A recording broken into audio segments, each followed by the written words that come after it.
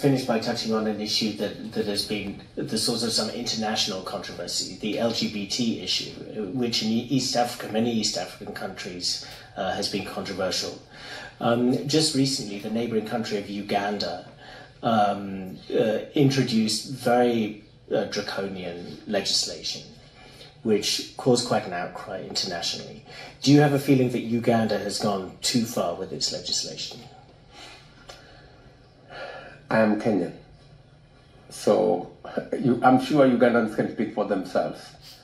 I can only tell you about Kenya and what Kenya as a country and me as a leader, we've taken the position that the provisions of the Constitution as it is today, the provisions of the law as it is today, we allow other countries to do what they want to do. We cannot dictate to Germans or Americans or French or Ugandans on what they want to do. That's theirs to choose. For us as a country, we have taken a position, and that position is informed by our culture, our tradition, our constitution, and our laws. But those laws do date back to the colonial era in some cases. And critics outside would say, well, LGBT rights are an intrinsic part of human rights, which are internationally recognized.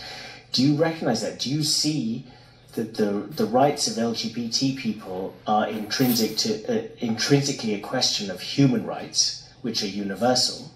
Or do you feel that it is simply something that it is for each country to decide? The Kenyan Constitution is a 2010 constitution. In fact, it was celebrated as the most progressive constitution, providing especially the chapter on human rights and the rights of people and the extent of the protection of rights of people that is enshrined in the Constitution.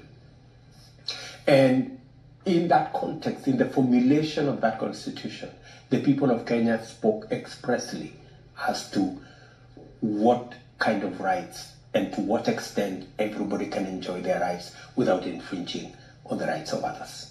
In Kenya, the only understanding of relationships around marriage is around men marrying women. That's the context of a relationship that exists in Kenya and exists in our constitution and is provided for in our constitution. And it can happen elsewhere. We have no issue with people celebrating their issues in America and in other countries. That is their choosing.